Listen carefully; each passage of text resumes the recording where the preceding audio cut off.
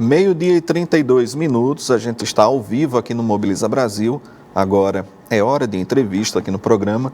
Eu vou conversar com o Davi Davino Filho, ele que é deputado estadual, também pré-candidato ao Senado, aqui por Alagoas.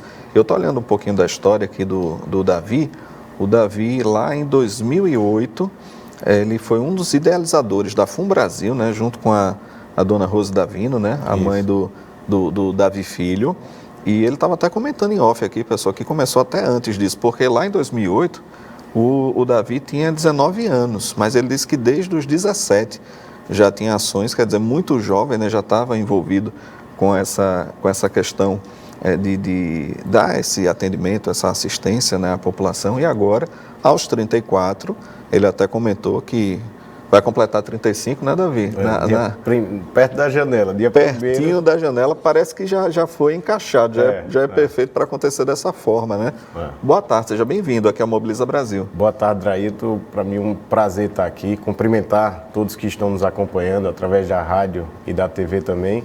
Um momento importante, né, para que a gente possa bater um papo, discutir um pouquinho sobre a política, sobre o futuro do nosso estado e agradecer aqui a oportunidade de estar presente hoje. Lembrando que o Davi Filho, ele é deputado estadual, conversava conosco aqui que continua nessa atividade, né?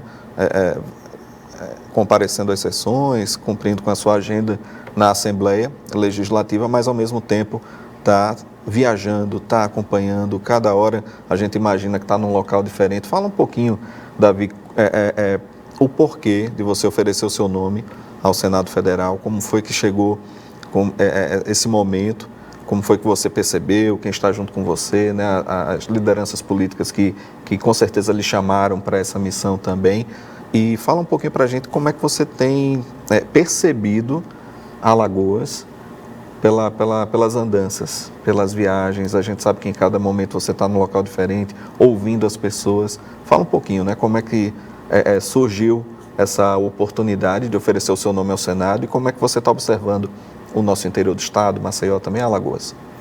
Drailton, eu desde o meu primeiro dia como deputado estadual, eu já vinha andando muito, conhecia muito a capital, né? Maceió sempre foi um local onde a gente trabalhou muito, onde através da FUNBrasil eu tive a oportunidade de conhecer de perto a dificuldade das pessoas, principalmente das pessoas que mais precisam. Só para você ter uma ideia, eu vou dar um breve resumo da FUNBrasil. Ela hoje já atendeu mais de 500 mil pessoas, são 50 mil pessoas que fizeram cirurgia de catarata, tem pessoas que fazem tratamento de glaucoma e ali você conversa realmente com a população, você passa a conhecer a dificuldade de cada um, você sente na pele o que as pessoas precisam realmente. E como deputado, desde o meu primeiro dia, eu percorri esse estado todo.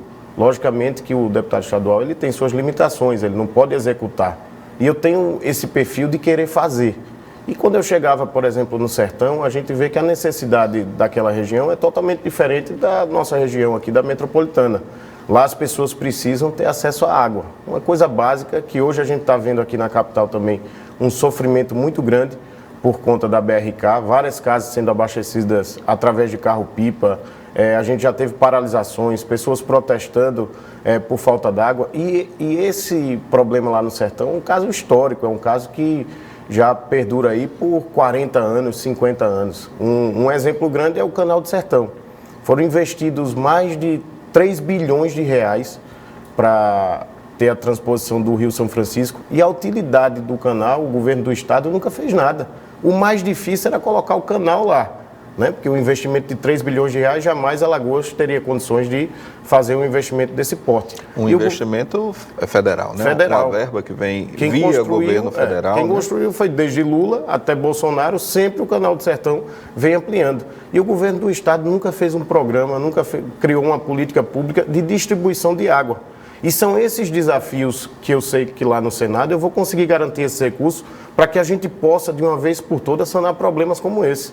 Outro desafio muito grande, que eu coloco 2 desafios importantíssimos na minha vida e nessa trajetória que eu vou ter a oportunidade de conversar com as pessoas, são os hospitais também. Foram construídos 5 ou 6 novos hospitais, eu não sei bem, e esses hospitais precisam funcionar. Porque não é justo a gente ter hoje centenas e milhares de pessoas ainda sofrendo, indo para o HGE, tendo que ser transferida para Cururipe para fazer uma cirurgia, e a gente tendo vários hospitais com estrutura belíssima, todos equipados, modernos, mas não funcionam. Isso é um desafio muito grande que o próximo gestor vai ter, e vai ter que ter uma parceria e uma sensibilidade muito grande lá em Brasília para que queira realmente trabalhar pelas pessoas, porque não é só construir, não é só cimento. É uma frase que eu venho usado muito, esse governo do estado, ele tem feito muito cimento, mas sentimento com as pessoas não tem nenhum. A sensibilidade de cuidar da pessoa, a sensibilidade de saber realmente o que ela está precisando. O desemprego no nosso estado é muito grande, são 20% da população desempregada. Desses 20%, 14% são os desalentados, são as pessoas que não têm nem mais esperança de conseguir um emprego, já desistiram. E a gente precisa fazer uma política para reintroduzir essas pessoas no mercado de trabalho, seja com capacitação, seja com autoestima, levantando para que elas possam realmente conquistar a confiança e voltar a trabalhar. Enfim, a gente tem um desafio muito grande. A pobreza também no nosso estado. Mais de 500 mil pessoas dependem do Renda Brasil, do Programa Federal Renda Brasil, para sobreviver, para comer. Eu estava vendo uma pesquisa hoje de manhã, e lá dizia que tem pessoas que estão passando 3, 4 meses sem comer uma carne, comendo farinha, com ovo. O que tiver, né? O que tiver, se tiver. Então, assim, 8 anos de governo que passou por aí, o que é que fez para combater a pobreza? Qual foi a política utilizada para combater essa dificuldade que nosso estado tem e que é histórico? Davi, até pela sua fala, eu lembrei de um momento aqui no auge da pandemia, aqui no Mobiliza Brasil, que nós noticiamos isso, que era em relação ao FECOEP, quando o prefeito JHC, ele fez uma provocação ao governo do estado para que ele, de fato, usasse o FECOEP para a finalidade que ele tem. Você que está acompanhando agora o Mobiliza, é um fundo que ele é específico para o combate e a erradicação da pobreza. Isso é o FECOEP, pessoal. E tem dinheiro em caixa. Essa é a parte mais sensível dessa história toda. Não está faltando dinheiro. Quando a gente paga, faz as nossas compras, coloca o combustível no veículo, a gente está pagando o FECOEP. Então é uma cobrança também, né, Davi? Para que, de fato, programas, políticas públicas sejam construídas, que, por exemplo, o FECOEP, ele de fato seja utilizado para a finalidade que ele tem. E a gente percebeu que nem no auge da pandemia esse recurso foi utilizado como deveria. Né? Nós criamos até uma lei, na verdade um projeto de lei que está sendo aprovado na Assembleia Legislativa para usar o fundo do FECOEP nesses transtornos que a gente teve nos últimos dias, que foi justamente a questão da chuva, muita gente desabrigada, muita gente necessitada, e esse fundo não pode ser utilizado para esse fim. Mas, logicamente, que essas pessoas que estão precisando é quem está abaixo da linha da pobreza, quem está ali na vulnerabilidade máxima. E o nosso estado hoje, ele não tem esse olhar, não tem essa sensibilidade. O fundo do FECOEP arrecadou nos últimos anos milhões e milhões de reais. Aí eu pergunto, o que é que foi feito para combater a pobreza no nosso estado? Qual foi a política pública criada para combater essa dificuldade que é histórica no nosso estado, que 500 mil pessoas passam por isso? Não existe uma política de trabalho. É por isso que eu coloco meu nome à disposição para defender essas pautas lá em Brasília, porque isso é uma política de Estado, é uma política macro, que precisa realmente do governo federal para poder a gente combater determinadas ações e que precisa também da parceria do governo do estado querer realizar. Porque quando eu falo do exemplo do Canal do Sertão, que é algo que me toca muito, 3 bilhões de reais investido. E o estado nunca gastou R$1 com um cano para interligar na casa das pessoas. Eu vi até recentemente uma propaganda na televisão, a pessoa tendo que bombear, uma tecnologia totalmente ultrapassada, tendo que bombear na mão para pegar a água. E o governo achando que aquilo ali, logicamente que para quem não tinha, já é algo importante, né? Vamos dizer assim, mas não é uma solução. A gente está vivendo numa globalização, numa tecnologia totalmente avançada e as pessoas ainda tendo que bombear a água como antigamente. No século XIX, como se tivesse num momento que no poço não dá. Qual a dificuldade de investir em políticas para canalizar essa água, para que as pessoas possam trabalhar, porque o povo sertanejo é um povo trabalhador, é como o povo do nosso estado, de maneira geral, um povo trabalhador, mas o sertanejo ele tem essa vontade de trabalhar, mas só precisa ter a sensibilidade do governo do Estado, que nunca teve. O pequeno agricultor, né? Pequeno agricultor, agricultura familiar. produtor, pois é aquele produtor que deve ser valorizado. É ele que deve movimentar a economia, é ele que deve colocar a comida na mesa dos alagoanos. Falta essa sensibilidade também, né? Com certeza. E a agricultura, que é algo tão importante, que foi a primeira tecnologia criada pelo homem, foi justamente essa quando as civilizações conseguiram expandir os seus territórios, conseguiram evoluir, foi através da agricultura. E a gente vê hoje uma dificuldade ainda muito grande no nosso estado por falta de políticas voltadas para isso.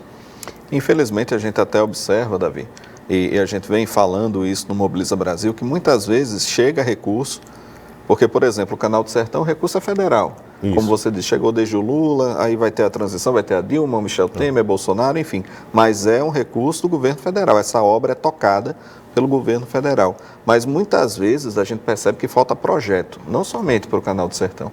Como você disse, falta um cano, de repente, para interligar e levar essa água até a casa do sertanejo. Né? Mas a gente observa em várias áreas. Em determinada época, a gente até falou aqui sobre a delegacia especializada em crimes contra a corrupção, né? Em combater. Delegacia especializada no combate à corrupção, que é um projeto do Ministério da Justiça e quase que voltou.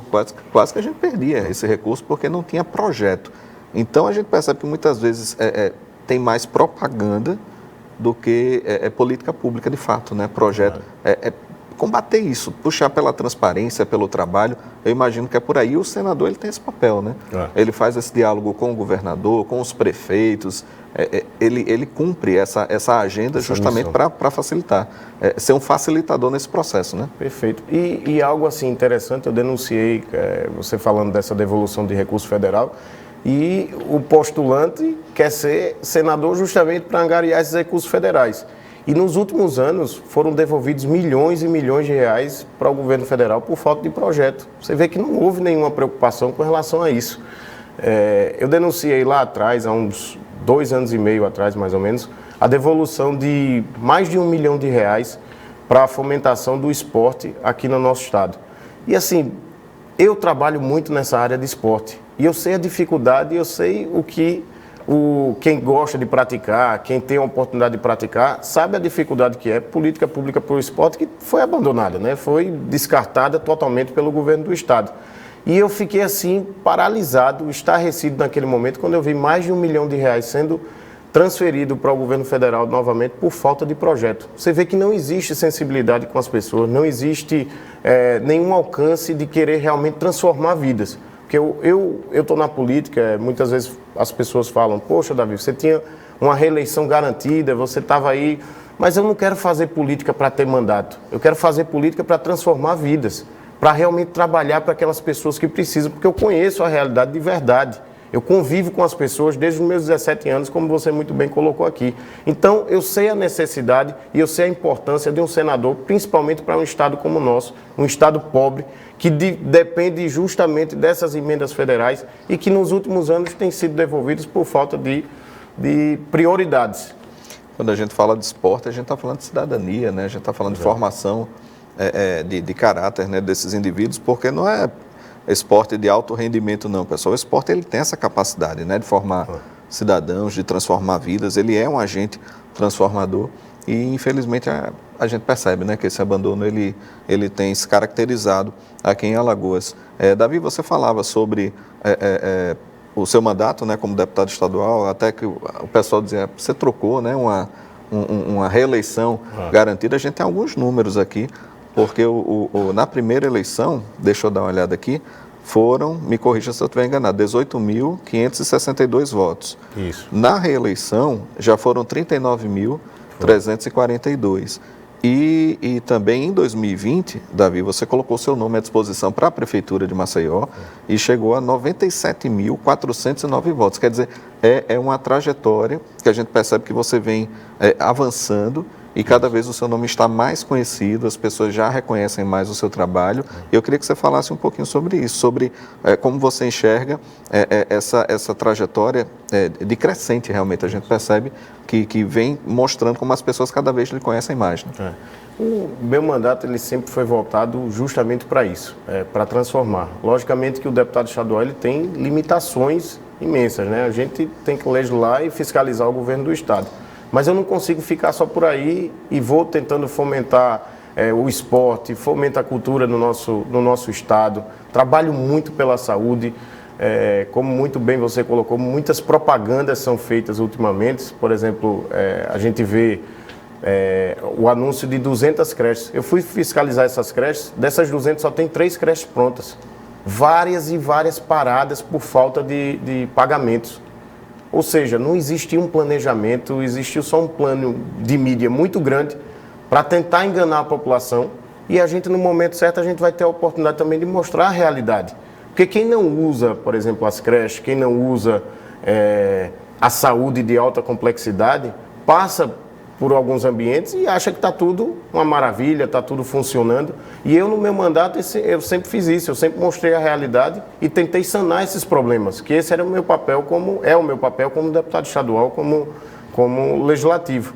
E por isso que eu quero continuar sendo legislativo, só que de maneira mais forte, com mais força para angariar recursos e conseguir realmente sanar problemas seríssimos que a gente tem aqui no nosso estado.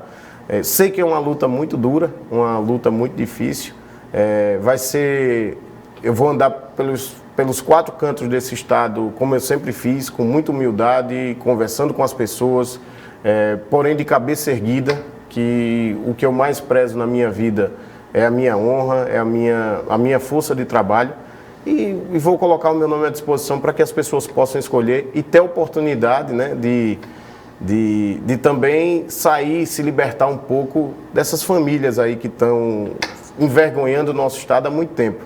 Porque eu até tive uma entrevista nos últimos dias e botaram lá uma foto do senador Renan Calheiros, e para mim, hoje, eu já votei nele, né? Mas hoje não voto mais. Quando eu percebi que era um projeto de poder que essa família tinha, poxa, isso aqui não dá mais para mim. Eles não estão pensando em Alagoas, não estão pensando nas pessoas, estão pensando no próprio umbigo. Então, assim, eu acho que já deu um basta nesses Calheiros, já envergonharam demais o nosso estado, fizeram de Alagoas como trampolim político para se fortalecer em Brasília. E aí eu pergunto, Murici, que era para ser uma referência de município no nosso estado, por que Murici tem hoje um desemprego enorme, uma das piores educações do Brasil?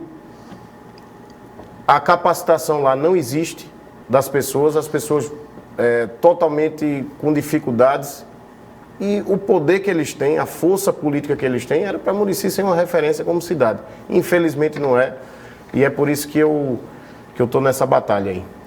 Inclusive, até, assim, literalmente falando, né, o nome Davi, que é o nome bíblico, né, ele traz uma ideia até de uma luta contra poderosas, né?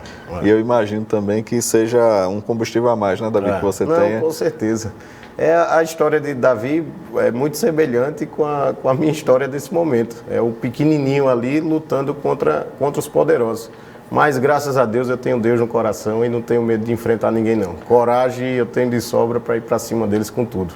A gente está chegando no último bloco aqui do programa, né? A gente tem mais 5 minutinhos aqui do Mobiliza, mas antes de pedir as suas considerações finais, eu vou voltar para o tema da saúde. Certo. Porque a gente está, inclusive, com uma citação aqui, uma declaração, Davi, que você deu aqui à imprensa. Estamos conversando hoje com o Davi Filho, ele que é deputado estadual, pré-candidato ao Senado, aqui por Alagoas. E, Davi, a frase que a gente tem é a seguinte: como é que a saúde melhorou se as pessoas continuam morrendo por falta de atendimento? Eu acho que acaba exemplificando, mostrando o que você estava falando sobre, de repente, muito cimento e pouco sentimento, né? Isso. Que eu acho até desrespeitoso com os profissionais da saúde, que muitos queriam estar trabalhando nesse momento, nessas unidades de saúde, mas a gente sabe que elas não estão funcionando da maneira adequada. Fala um pouquinho sobre isso, né? Como é que a saúde melhorou se as pessoas continuam morrendo por falta de atendimento? Qual é o sentimento, né, que você tem em relação a esse tema? Eu recebo centenas e milhares de mensagens de socorro, das pessoas pedindo socorro, tentando um tratamento de câncer, tentando uma transferência, tentando um internamento. É coisa assim, é dolorosa a gente ver diariamente esse sofrimento das pessoas. Quando a gente chega no HGE, é algo desumano. Eu até comentei esses dias na Assembleia e falei que os verdadeiros heróis da saúde têm sido os profissionais mesmo, porque falta tudo, os insumos básicos, a limpeza, enfim, é algo assim que só você indo parece uma cena de guerra. Quando a gente assiste aqueles filmes de guerra, muito parece com HGE, porque é algo desumano. Aí eu pergunto, como é que a saúde melhorou?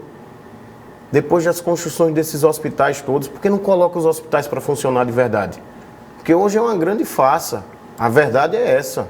Os hospitais eles não funcionam como deveriam funcionar. Eles não usam 20% da sua capacidade de atendimento. São prédios hoje subutilizados.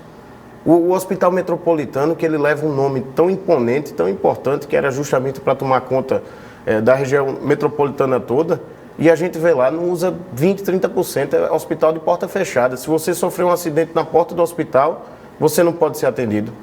Você tem que ir para a regulação para ser transferido, para saber se tem vaga, se não tem. Olha a dificuldade das pessoas. E na saúde não tem pode, como esperar. Não pode funcionar saúde assim, é algo né? que não dá para esperar. Então, eu sempre vou criticar, nos acertos eu sempre comento também, mas nesse caso a gente não pode achar que a saúde de Alagoas está mil maravilhas, não. Muito pelo contrário. É um desafio muito grande do próximo gestor, porque fazer saúde pública não é barato, é muito caro, cada vez mais várias tecnologias vão surgindo e a saúde vai ficando cada vez mais cara. Eu sei que é um investimento muito alto e o próximo desafio do próximo gestor vai ser colocar esses hospitais para funcionar de verdade. De verdade. E tenho certeza que o senador Rodrigo Cunha, que está junto conosco, terá uma grande missão pela frente. Terá, se Deus permitir, o povo de Alagoas permitir, terá minha parceria lá em Brasília para que a gente possa viabilizar esses recursos e colocar a saúde para funcionar como o povo tanto precisa. Davi, a gente está na reta final aqui do Mobiliza de hoje, já estourando aqui o tempo, mas pelo menos 30 segundos aí, fique à vontade para mandar aquele abraço para quem está nos acompanhando agora e muito obrigado pela sua disponibilidade em participar do programa. Eu que agradeço, parabenizo aqui a todos vocês que fazem esse programa, que passa na rádio, né? Quando a gente está saindo ali da Assembleia, eu sempre ligo na Francês e acompanho vocês. Parabenizar pelo sucesso que vocês estão fazendo, de levar a comunicação com a verdade, com muita vontade e força de trabalho. E agradecer e dizer aos alagoanos que a gente vai para um desafio muito grande aí pela frente, mas tenho certeza que com o apoio de todos e com a verdade a gente alcança os nossos objetivos. Um forte abraço e um beijo no coração de todos. Muito obrigado, Davi. A gente está terminando, pessoal, a edição de hoje. Fica aqui o nosso muito obrigado a você que está nos acompanhando pela TV, pelo rádio ou pela internet. E amanhã nós temos um compromisso marcado a partir do meio-dia. Então a todos desejamos uma ótima tarde e até amanhã.